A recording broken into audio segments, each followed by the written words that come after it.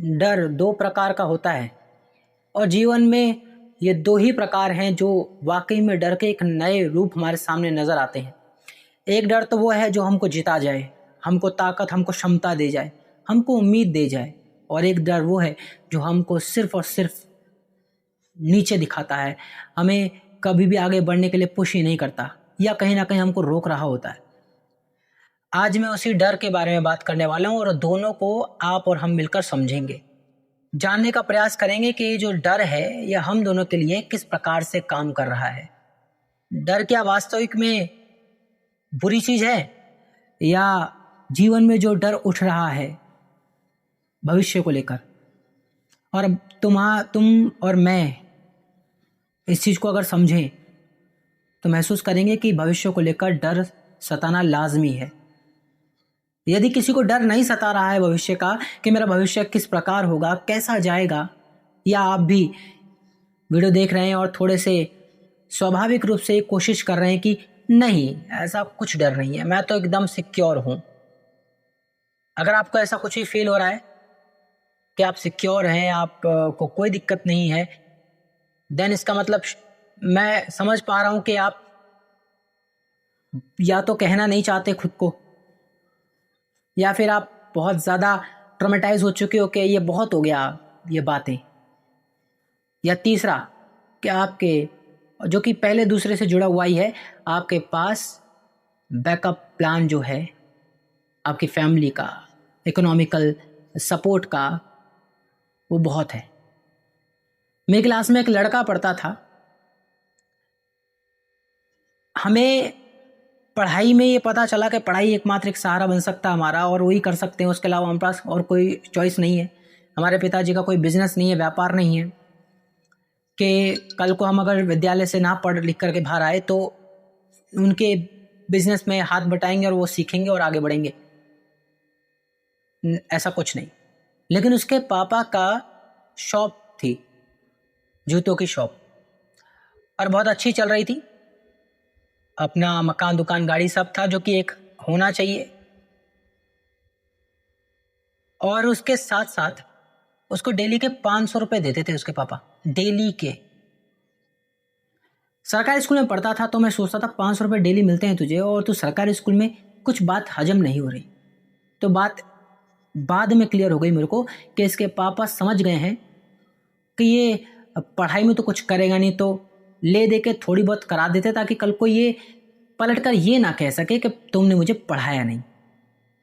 अब पढ़ाई पे इस पे पैसा खर्च करना मेरे बिजनेस का लॉस है। तो उन्होंने उसको एक प्रोडक्ट समझा कि इस पे कुछ पैसे खर्च कर रहे हैं, इन्वेस्ट कर रहे हैं, कल को इसी से निकलवाएंगे। तो सरकारी स्कूल में डाल दिया उसको। दुनियादारी ऐसे ही चलती है जनाब, यहां कोई किसी को प्यार नहीं करता,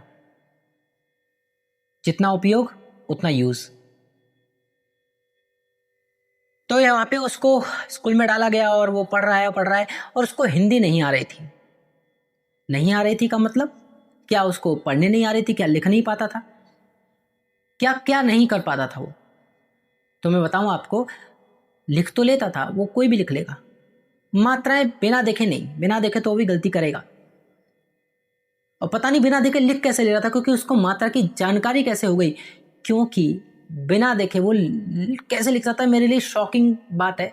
मैंने कभी इस पे आगे चर्चा भी नहीं करी, ना गौर किया।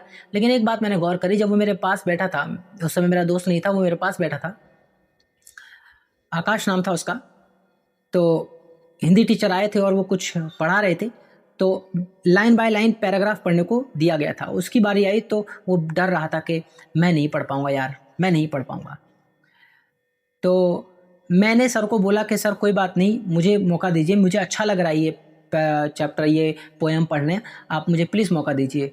तो मैंने पूरी ही पढ़ दी। तो अब कुछ पैराग्राफ बचा होता तो उसके पास शिफ्ट हो।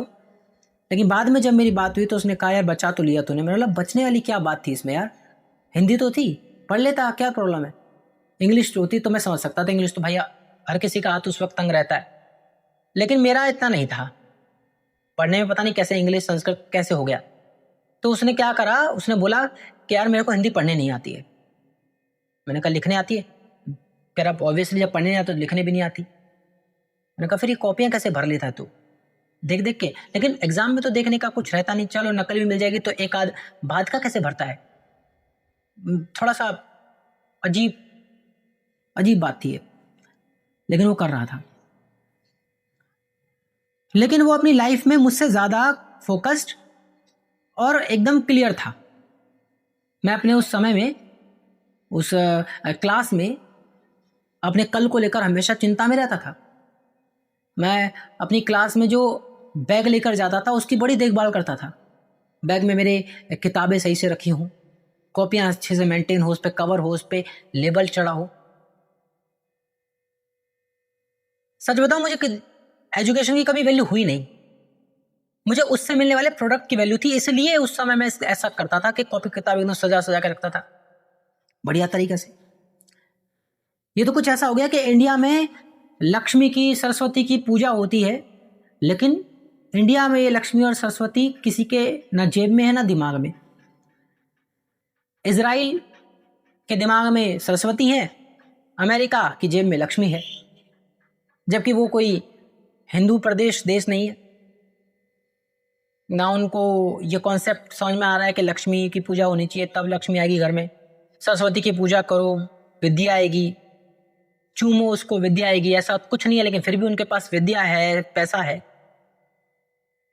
चलो ये एक अलग बात है, मैं तो हर विषय पर बोल सकता हूँ और ये बहुत ही पेन पॉइंट है, इन पर बात होनी भी चाहिए। तो मैं ऐसे रखता था संभाल के एकदम सलीके से, ज्योमेट्री बॉक्स मेंटेन रखता था। पढ़ रहा हूँ और अभी भी मैं कॉम्पिटिटिव एग्जाम की तैयारी कर रहा हूँ। तो पर अब मुझे बस ये है कि करना है, क्योंकि वो एक आवश्यकता बन चुकी है मेरी। यूट्यूब पे मेरा आना, ये मेरा इंटरेस्ट बन गया है, और अब वो मेरा इंटरेस्ट नहीं, वो मेरी आवश्यकता बन गया है। और झूठ क्यों बोला जाए, पैसा नहीं होगा जेब में, पेट में भूख होगी, ताने होंगे, परिवार को एक नई स्थिति में लाना, खुद को अपनी एक नई बेहतर स्थिति में लाना, अच्छी लाइफ जीने की अगर कामना होगी तो कहाँ ही मन लगेगा। तो ये चीज़ है। लेकिन वो क्लियर था अपनी बात में। क्लियर किस बात पे? कि उसको क्या करना है। मैंने बोला भाई यार तेरे को दिक्कत नहीं होगी आगे? बोला दिक्कत क्या है, अपने बाप की दुकान है वहाँ काम करेंगे। आई एम लाइक कि गजब यार।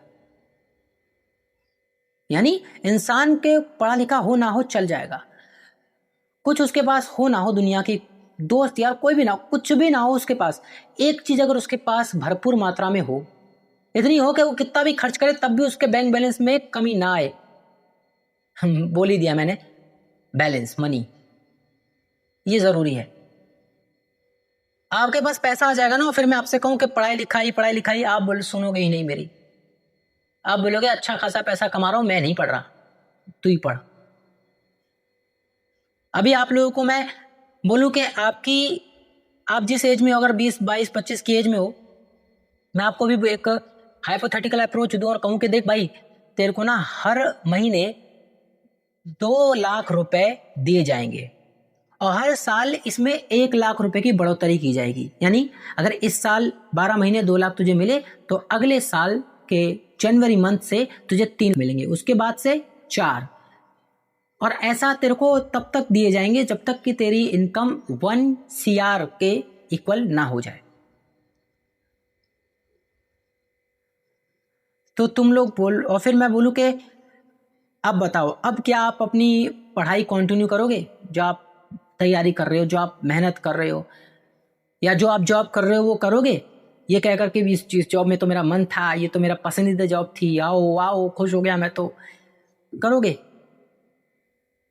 पता है इस देश का या दुनिया का पता नहीं, लेकिन इस देश का हर बच्चा 2 चीजें छोड़ना चाहेगा, एजुकेशन और जॉब। इसके पीछे बहुत सारे पॉजिटिव और नेगेटिव कारण छुपे हुए हैं। एजुकेशन के लिए क्यों वो छोड़ना चाहेगा? क्योंकि ये सिस्टम ने वाकई में कुछ दिया नहीं। ये सिस्टम बस बचपन से 16, 17, 18 की एज तक गुमराह करता है और उसके बाद एक रास्ता नहीं दिखाता, करोड़ों रास्ते दिखा देता है और बोलता है कि इसमें ये बेनिफिट है, उसमें वो नुकसान है, इसमें ये बेनिफिट है, उसमें वो नुकसान है। अब जैसे ही आप तैयारी करने बैठते हो दोबारा से वही सब करना पड़ता है आपको जो आपको करना था पहले।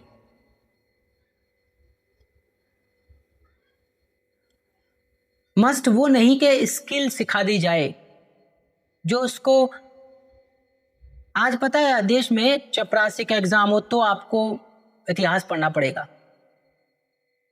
ठीक है, वैल्यू होगी इसकी। इसकी वैल्यू जो चीज़ सुनी मैंने, जो मेरे को समझ में आई वो ये कि जो भी कॉम्पिटिटिव एग्जाम होते हैं उनकी वैल्यू इतनी होती है कि भाई उसमें ये सब आपसे पूछा जाता है जो कि आपके काम नहीं आएगा, लेकिन ये सब इसलिए पूछा जाता है आप ये करने के लिए कि आप प्रेशर हैंडल कर पाते हैं कि नहीं। तो प्रेशर उसको उसके काम में दे दिया जाए तो चलो इसमें बहस क्या करना।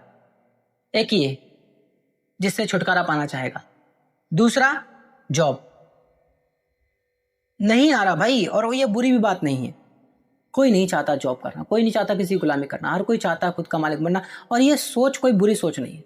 अब आप बोलोगे कि अगर हर कोई ही मालिक बन जाएगा तो फिर काम कौन करेगा, ये नालियाँ साफ करनी होती हैं, ये सड़क पर झाड़ू लगानी होती है, ये कभी लाइटिंग का फिटिंग का काम करना होता है, ये वाला काम फिर कौन करेगा। अगर जॉब ही सब कोई करने के लिए आ जाएंगे तो सबको ये अपॉर्चुनिटी मिल जाएगी तो यही तो समस्या है कि सबको मिल ही नहीं सकती, मिल ही नहीं पाएगी, क्योंकि पूरी पॉपुलेशन जितनी है 8 बिलियन पॉपुलेशन है इंडिया धरती पर।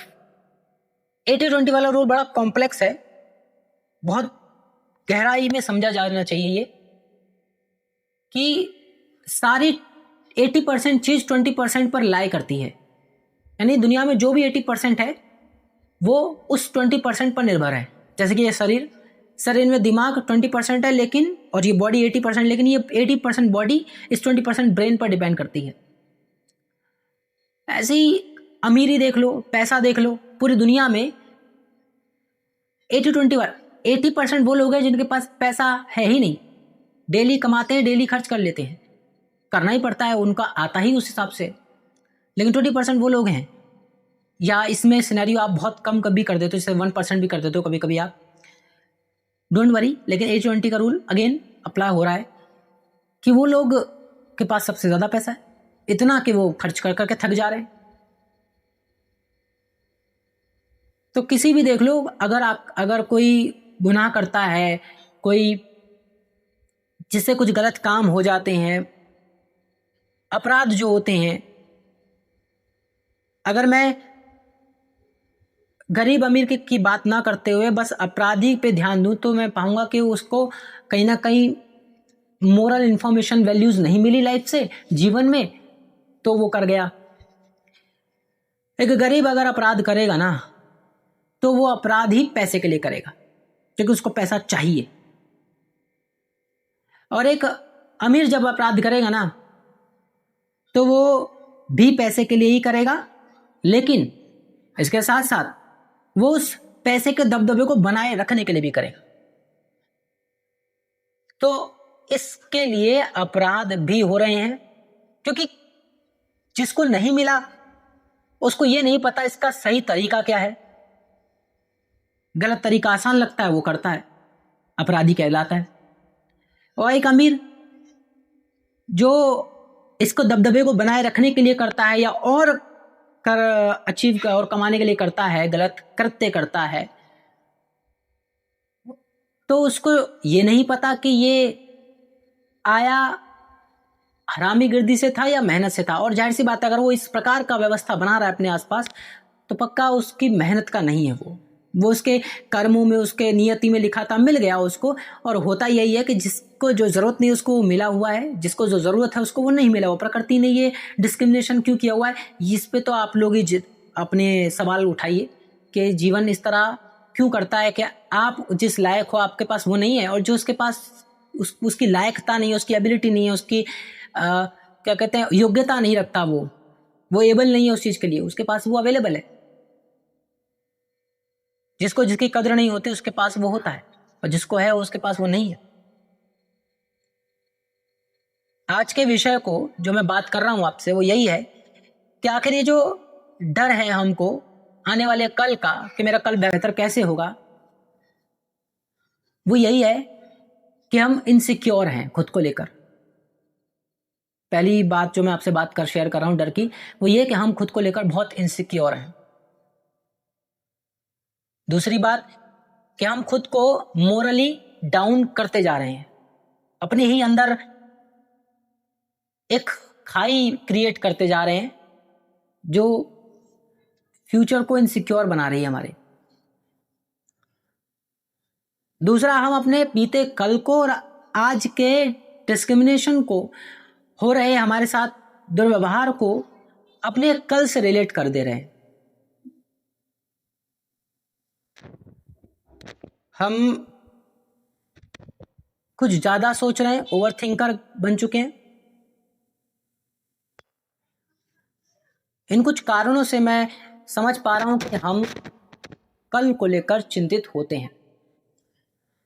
मैंने अब तक जो बात करी वो उस बच्चे की बात करी है जो कल को लेकर चिंतित नहीं है। और ये क्योंकि एक रवि गुप्ता भाई हैं, कॉमेडियन हैं, उनकी कॉमेडी में बड़ी अच्छी बात कही थी उन्होंने। कॉमेडी के माध्यम से उन्होंने बहुत गहरी बात बोली थी कि मैं कल की चिंता नहीं करता, मेरी फटी पड़ी है परसों को लेकर। मतलब कल तक के लिए सेविंग है मेरे पास, फटी पड़ी है परसों को लेकर। उनके लिए कल 2 दिन का कल था, जिसमें से एक को उन्होंने ये कहा कि मेरे पास इतनी सेविंग्स हैं, और एक को कहा कि फटी पड़ी है उस परसों को लेकर, यानी कि एक दूसरे दिन को लेकर। लेकिन अगर उनकी अगले से अगले दिन में ही फट चुकी है तो जस्ट इमेजिन योरसेल्फ कि आपके लिए फ्यूचर एक लिमिटेड टाइम पीरियड और डेट तक नहीं है, वो कहीं ना कहीं उससे बहुत दूर है। तो वहां तो फिर गायब ही हो जानी चाहिए थी। वक्त रुकता नहीं है, हालात संभलते नहीं है, लेकिन उसके बावजूद भी जद्दोजहद अगर बना रहता है, मेहनत के लिए कुछ कश्ती तैयार रहती है, ये जानते हुए कि पैडल नहीं है, ये जानते हुए कि चप्पू नहीं है, लेकिन फिर भी ख्याल इस बात का कि कुछ तो बेहतर होगा, देयर इज समथिंग चेंजेस, कुछ तो बदलाव होंगे। और वो होंगे, वो तभी होंगे अगर हमारा भविष्य को लेकर चिंताएं खत्म हो जाएं और बीते कल को लेकर यादें खत्म हो जाएं। वर्तमान बी इन प्रेजेंट, वर्तमान में रहने की आदत आ जाए। तो इस दुख को, इस टाइप ऑफ दुख को, जिसमें कि 2 प्रकार के हैं, एक वो जो आपको सिर्फ नीचा ही दिखा रहा है, लाइक कि आप अंडर कॉन्फिडेंट हैं, आप कल की चिंता इतनी ज़्यादा कर रहे हैं, ओवर थिंकर हो चुके हैं, पॉजेस हो चुके हैं किसी चीज़ को लेकर, और कहीं ना कहीं अपने आप को डीमोरलाइज कर रहे हैं, मोरल अपना डाउन कर रहे हैं, अपनी वैल्यूज गिरा रहे हैं खुद को लेकर के। तो वो वाला जो डर है वो यही रिजल्ट देता है। वो जो डर होता है वो यही रिजल्ट देता है कि आखिरकार आप अपने आप में नीचा महसूस करने लगते हैं। लेकिन एक डर होता है जो जेन्युइन है, जो होना ही चाहिए सबके पास, कि ठीक है कल क्या करना है, इस बात का डर आया, लेकिन सबसे ज़्यादा कि अगर मैं आज उसको अभी से ध्यान कर लूँ तो वो चीज़ सुधर सकती है। यानी डर आना और उसके बाद उस पर एक प्रैक्टिकलिटी के साथ काम किया जाना, वो बहुत ज़रूरी है। तो डर इतना बड़ा नहीं हो सकता कभी भी। अगर डर हम पे हावी हो जाए तो वो बुरा है। यदि वो डर हमें चिता जाए कि भाई तू ये कर, ये अभी रियलाइज करा दे, डर रियलाइजेशन करा दे कि ये चीज़ सही नहीं जा रही है, it is not correct going on, ये एकदम व्यवस्था सही नहीं जा रही। अगर ये रियलाइज करा दे तो वो डर सही है, उसमें कोई बुराई नहीं है, फिर वो एकदम बढ़िया है और वो वाकई में आगे ले जाएगा। ऐसे डर पे विजय पाने के लिए, ऐसे डर पर जीत पाने के लिए आप क्या कर सकते हो? मोटिवेशनल नहीं, कोई ओवरडोज नहीं, कोई गुरु ज्ञान नहीं, प्रैक्टिकली सोचते हैं जरा इसको कि आखिरकार मैं कैसे खत्म कर सकता हूँ आने वाला डर, आने वाले कल को लेकर जो भीतरी खाई में जो डर पैदा हो चुका है, उसको कैसे खत्म किया जा सकता है? वो खत्म हो सकता है अगर आप थोड़ा अवेयर हो जाएं, कॉन्शियस हो जाएं, आप ऑब्जर्वर बन जाएं, आप ऑब्जर्व करें, देखें कि आप कितनी भी चिंताएं कर लें, व्यवस्था उसी प्रकार से घटित हो रही है जो तय हो थी, लेकिन वो तय व्यवस्था आप बना रहे हो।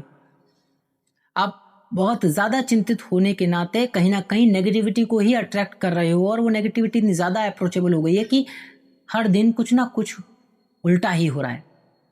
अगर आप उसमें थोड़ी पॉजिटिव सेंस ले आओ, गलत चीज़ में भी अच्छाई ढूंढ लो, कुछ गलत दिन में भी कुछ बेहतर खुशियाँ ढूंढ लो, प्रोडक्टिव होने लगेगा वो दिन।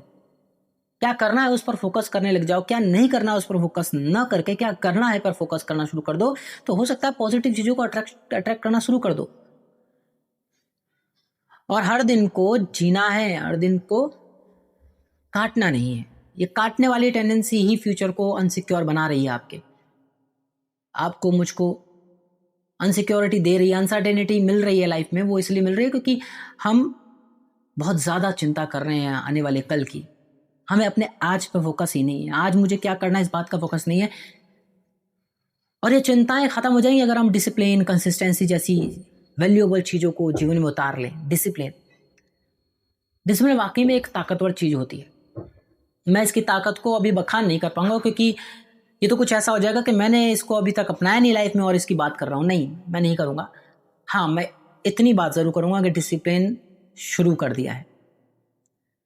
अभी डिसिप्लिन जब मुझे लगेगा कि दुनिया कहती है डिसिप्लिन में रहो, कुछ होता है, अब चेक करते हैं कि वाकई में इसका असर है कि नहीं। जितना असर होगा वो आपसे शेयर करूँगा। बाकी अनुभव अभी से अच्छा ही लग रहा है। तो डर ख़त्म करना है और उसका एक ही मात्र ज़रिया आप खुद हो और कोई नहीं। आपको खुद को वर्तमान में जीना होगा, डर पे काबू पाना होगा और अच्छे डर को जीवन साथी बनाना होगा। और जो बुरा डर है, जो आपको सिर्फ न करने पर उकसाता है या आपको इतना डरा देता है कि आप किसी भी प्रकार के काम में इन्वॉल्व नहीं हो पाते हो, मतलब पूरी तरह से न्यूट्रल, जीरो, तो वो स्थिति सही नहीं है। आपको रोक देता है वो डर आपको रोक देता है।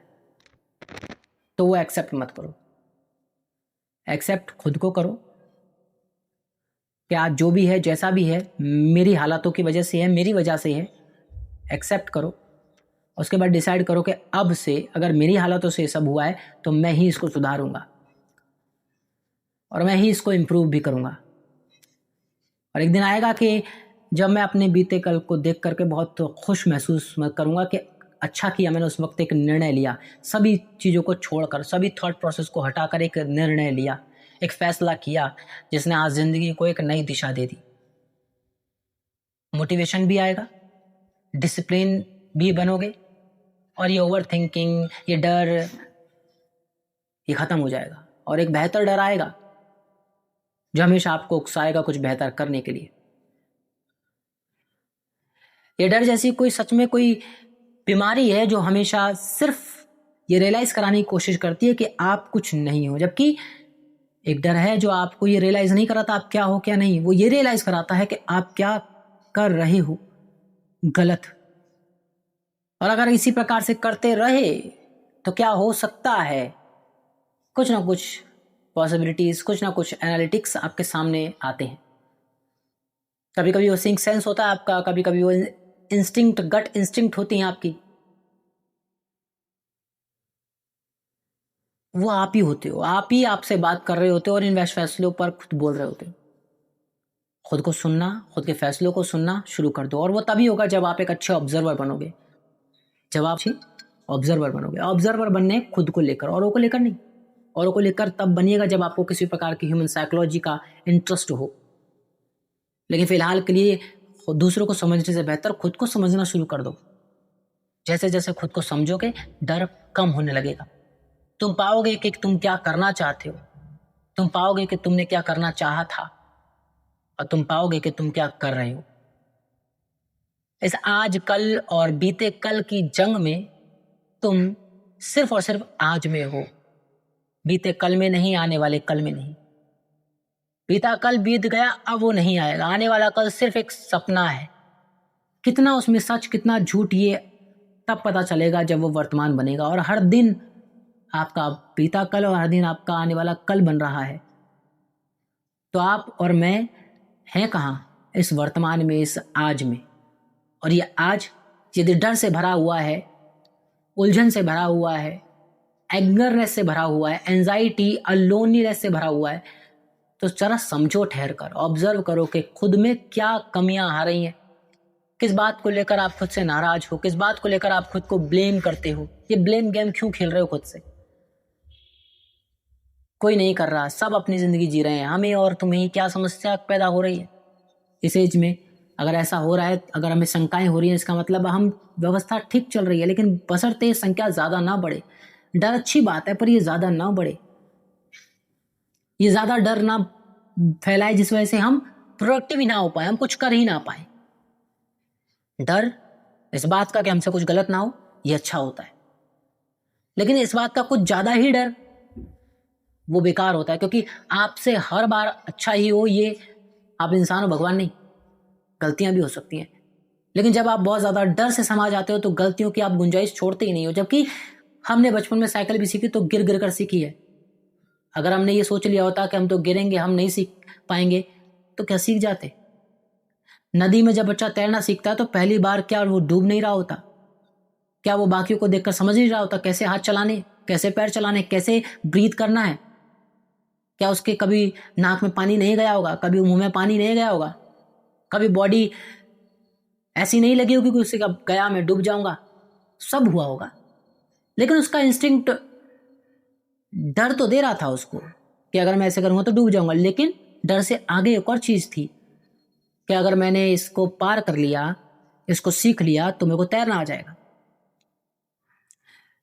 लेकिन एक बच्चा जो तैरना सीख रहा है, चाहे साइकिल चलाना सीख रहा है, और वो ये कह रहा है कि मैं कभी चला नहीं पाऊंगा, मैं डेली गिरता हूं, मैं कभी तैर नहीं पाऊंगा, मैं डेली डूबता हूं, तो ये डर उसको एक दिन उसको कमजोर बना देगा, उसको नकारा बना देगा। है ना, दो प्रकार के डर।